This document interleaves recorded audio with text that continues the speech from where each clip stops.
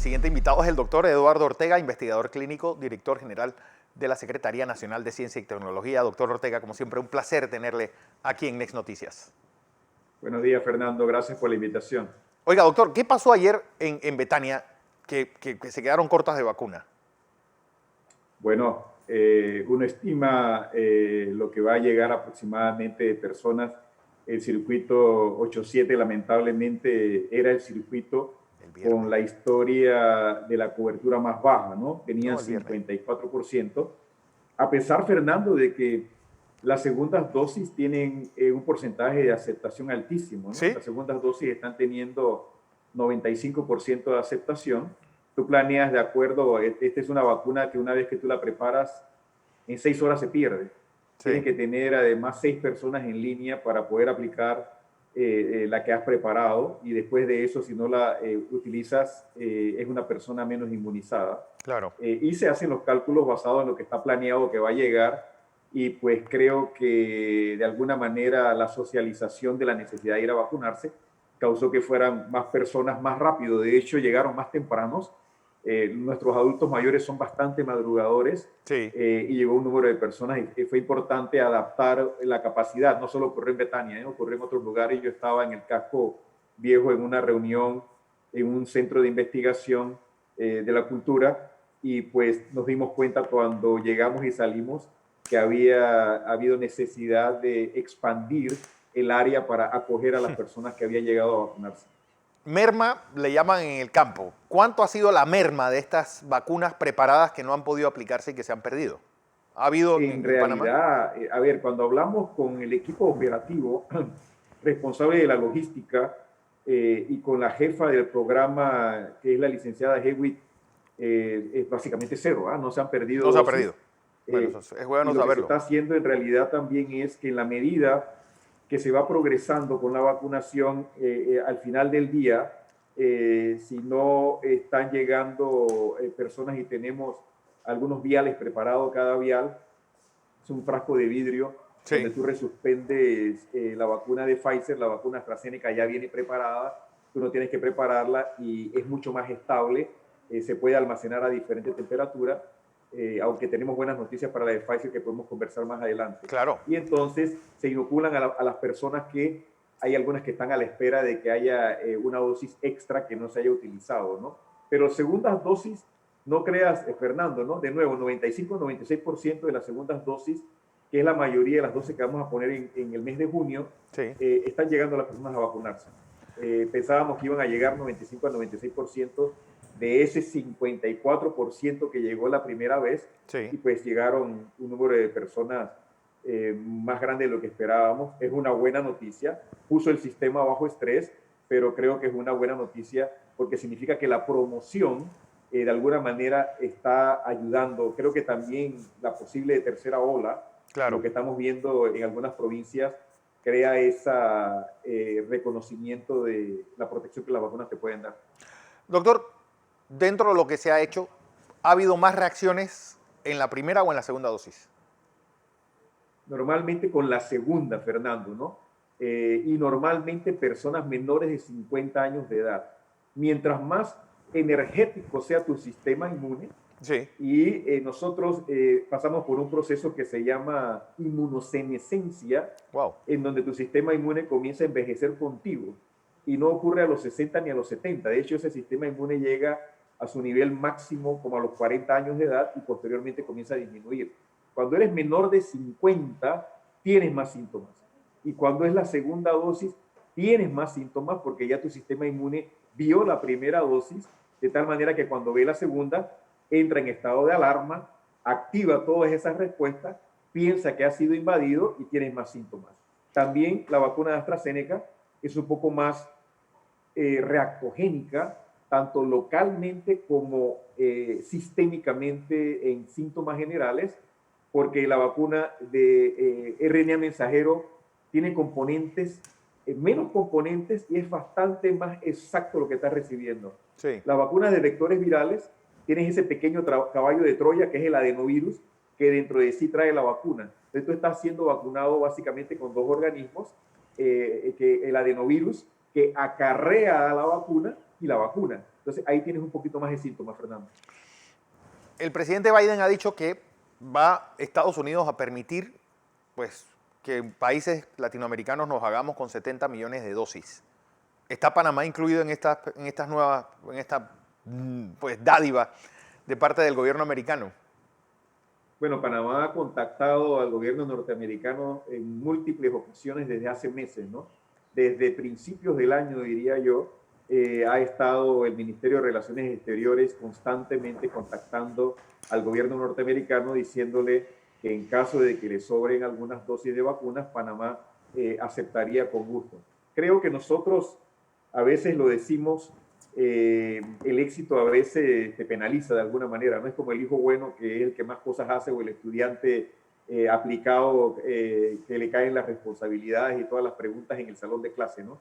Tenemos un buen programa de vacunación con un número de dosis adecuadas, con 2 excelentes vacunas que no nos están llegando a la velocidad que queremos, claro. Pero creo que eso hace que se fijen en otros países, por ejemplo, México, que es frontera, el mismo Canadá, que es frontera, tienen ellos un acuerdo desde hace muchos años en términos económicos, y hay otros países que necesitan la vacuna más que nosotros, y eso hay que reconocerlo, ¿no? Nosotros en julio o agosto vamos a recibir un número importantísimo de vacunas, y yo quisiera decir que valga la comparación y con todo el respeto que Israel se merece, que en julio, agosto y septiembre nosotros quisiéramos estar en esa situación que tuvo Israel, en donde aceleraban la vacunación. Otra cosa importante, doctor, la vacuna de Johnson & Johnson, ¿qué va a hacer de ella en nuestro país? Y 2, es decir, ¿se puede permitir que el comercio, o va a permitirse en alguna etapa que se importen vacunas para uso comercial? Y que, pues, como uno ve en Estados Unidos, hay lugares que te dan desde hamburguesas, donuts, pues boletos de lotería, pases de metro, hasta marihuana en ciertos lugares de Nueva York para que uno vaya y se vacune. Muy bien. Volviendo a Johnson & Johnson, Fernando, no va a llegar. Nosotros queríamos la vacuna de Johnson & Johnson para las áreas rurales y nuestras comunidades originales más distantes para ir y vacunar. Sin embargo, ellos tienen limitaciones importantes en la capacidad para producir la vacuna, aún para los Estados Unidos de Norteamérica, que es el mercado más importante que ellos han definido como su estrategia, diríamos, comercial y de salud pública más importante. En la medida que nosotros queríamos acelerarlo en el segundo trimestre y que ellos tampoco podían llegar ni siquiera en el tercer trimestre, estábamos hablando más allá de octubre, nosotros decidimos seguir usando la vacuna que estábamos utilizando, que además es la única que se puede aplicar hoy por arriba de 16 años, que ya estás vacunando o podrías vacunar 2 grupos de edad que no puedes vacunar con otras vacunas, y que además iba muy adelantada con los niños y niñas de 12 a 15, y de la cual tenías mucha más información de efectividad en las comunidades que se estaba aplicando. La vacuna Johnson & Johnson no va a llegar, no la vamos a utilizar. Nosotros vamos a utilizar las 2 que tenemos. Es posible que a través de la iniciativa de COVAX nos lleguen otras vacunas, porque ellos tienen un portafolio de 7 vacunas diferentes. Claro. En términos de si va a llegar separada del programa de inmunización o a través del sector privado, que probablemente es donde va dirigida tu pregunta, Fernando, es en algún momento sí. De hecho, Pfizer acaba de someter la solicitud de licencia de la vacuna. Una cosa es autorización para uso de emergencias, donde solo se le vende a los gobiernos, porque la vacuna no está licenciada todavía por ninguna autoridad regulatoria a nivel mundial.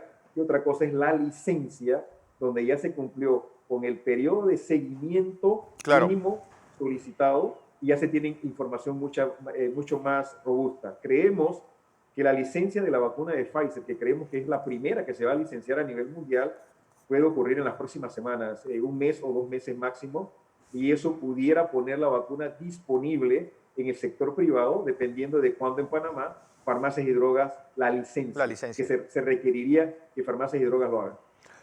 Doctor, por ejemplo, Europa ha mezclado las vacunas, dando una dosis de Pfizer con otra dosis de AstraZeneca. ¿Eso puede hacerse en Panamá? cuando son dos? Excelente pregunta, Fernando. De hecho, antes que España lo hiciera Lo hizo Francia. recientemente, el Reino Unido, Inglaterra inició estudios de combinar las vacunas. Sabemos por historia previa con otras vacunas que cuando tú lo haces, tienes una mejor respuesta inmune, produces más anticuerpos y eso se llama vacunación heteróloga porque estás vacunando con dos vacunas diferentes. Vimos los datos del Reino Unido y vimos que cuando tú combinabas Pfizer y AstraZeneca, independientemente del orden en que las pusieras, era un poco más reactogénica. Probablemente por lo que yo te mencionaba de la vacuna de AstraZeneca, que produce un poco más de síntomas locales y generales. Eso era solo seguridad. Ayer, España publica, Madrid, un instituto muy prestigioso, el Carlos III, datos de inmunogenicidad en un grupo pequeño de personas solo de 18 a 59 años de edad. Ellos no incluyeron en ese estudio personas mayores de 60 que son muy importantes. Y en ese estudio ellos encuentran que cuando combinan las vacunas hay una mejor respuesta de anticuerpos. Y esos anticuerpos pueden ser el triple o más altos que la persona que recibe la misma vacuna. Es un estudio pequeño, Fernando, ¿no? Yo diría, yo quiero esperar un poco más los estudios del Reino Unido, que son un poco más grandes, que tienen el orden de las dos vacunas, una primera, otra después, y viceversa. Y cuando tengamos un poco más de evidencia, discutirlo con los expertos panameños, con las autoridades panameñas y ver cuál es la recomendación que se haría en nuestro país. De todas maneras, las productoras en el momento del día de hoy recomiendan vacunar con la misma vacuna, en parte por la evidencia científica que existe, en parte porque tienen una estrategia de acceso a su vacuna que se basa en que ellos quieren colocar las vacunas que ellos producen. Doctor, este cartoncillo que te están dando, ¿cómo poderlo convertir en un documento de viaje? Porque creo que va a ser obligatorio tu cédula y tu foto dentro de este documento.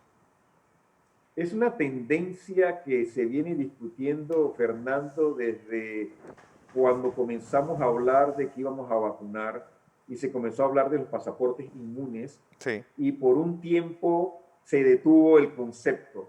Después Europa lo volvió a retomar y está en discusión muy adelantada en Europa cuál sería el proceso.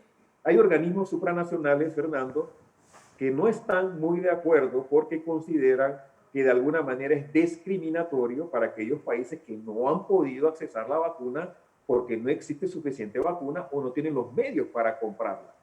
En ese sentido, Panamá ha sido un líder en implementar con IATA internacionalmente la posibilidad de que nosotros en Panamá tengamos a través de ese instrumento digital junto con tu pasaporte, que es una cosa diferente, el reconocimiento de que has sido vacunado completamente y eso permita que los panameños y residentes en Panamá puedan viajar a otros países porque están siendo vacunados. Creo que es un paso en la dirección correcta siempre y cuando respetemos, digamos, el derecho internacional de las personas a viajar y sigamos estratégicamente lo que nuestro país representa para el mundo en términos de, uno, salud pública y en términos de no favorecer medidas que no sean igualitarias o que no sean equitativas. Hoy empieza esta vacunación en Santiago de Veraguas. Pues esto obviamente no trastoca de forma radical el proceso de vacunación que tenían ya planificado ustedes. Lo movió un poco, sí. De hecho, Veraguas no estaba priorizado en ese orden. Sí.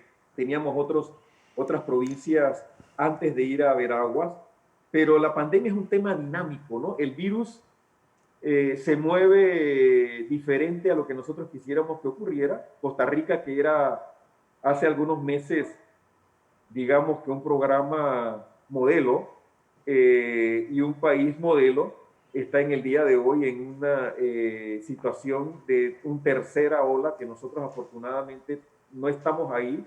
Y creo que si bien podemos no evitar la tercera ola, podemos mitigarla significativamente, también tomando en consideración, Fernando, que lo que hagas hoy no va a tener un efecto hasta dentro de 2 semanas, ¿no? Claro. Entonces tienes que estar pensando que lo tienes que hacer con la suficiente anticipación para que en 2 semanas no te encuentres en una situación que ya no vas a poder controlar.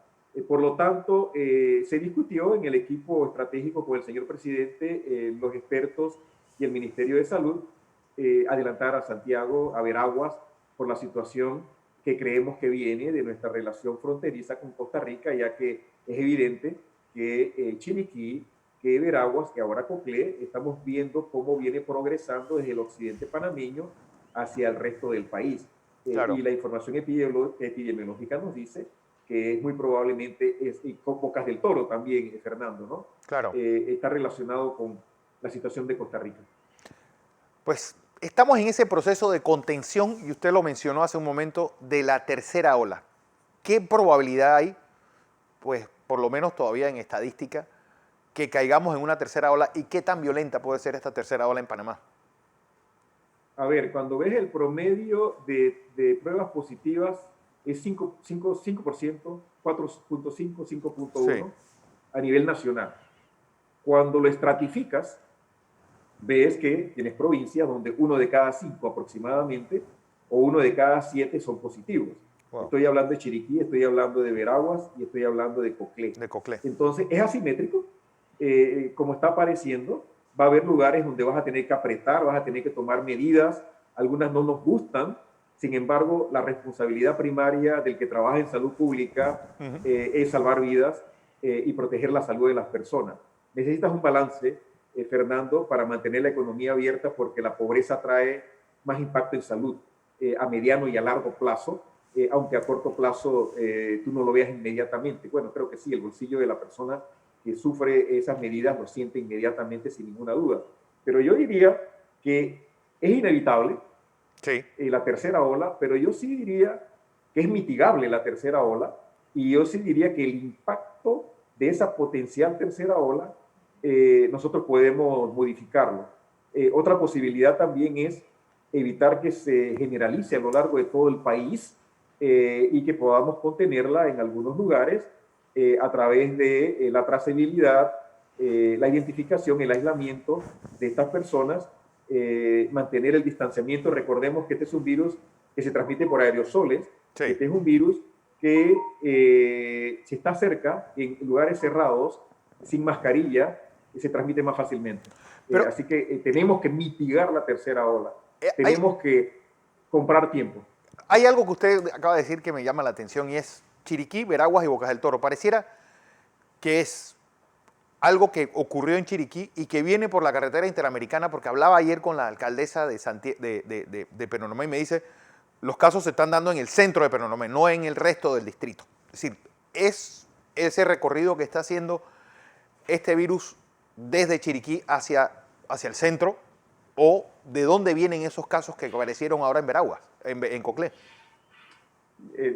Definitivamente, Fernando, hay una relación directa entre densidad poblacional, Sí. Actividad de esa población, contacto entre personas y comunicación entre esas provincias, bueno, una al lado de la otra, que favorece esa transmisión y la medimos a través del RT, ¿no? que es el número reproductivo, que significa la habilidad que ese virus tiene de transmitirse a 1, 2, 3 o 4 personas.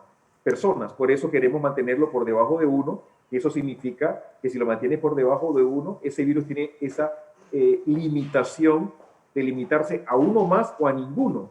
Una vez que sobrepasa el número mágico de 1 o 2, comienza a logarítmicamente a transmitirse. 2, 4, 8, 16, 32, 64. Entonces, por eso hay que mantenerlo por debajo de 1 lo máximo que podamos.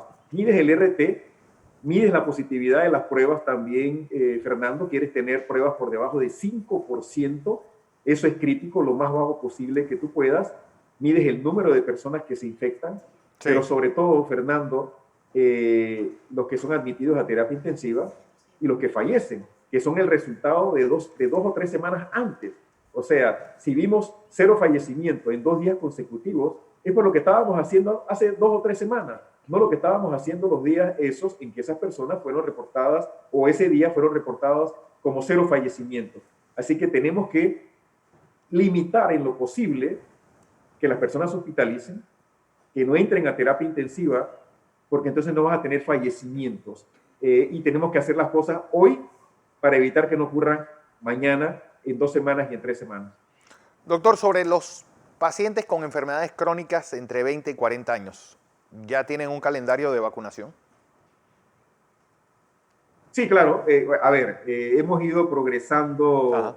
con los diferentes grupos de Fernando. Docentes, por ejemplo, se han vacunado aproximadamente 30,000, crónicos aproximadamente 13,000, mujeres embarazadas, y recordemos que en Panamá tenemos 72,000 embarazos cada año, y pues los embarazos ocurren a lo largo de todo el año. Hay aproximadamente 3,000 mujeres embarazadas vacunadas, mujeres lactando también, y hemos ido incrementando progresivamente los crónicos, ¿no? Trasplantes, cáncer, personas que viven con VIH, lupus eritematoso, tenemos también esclerosis múltiple, hemos agregado personas con hemodiálisis y diálisis peritoneal.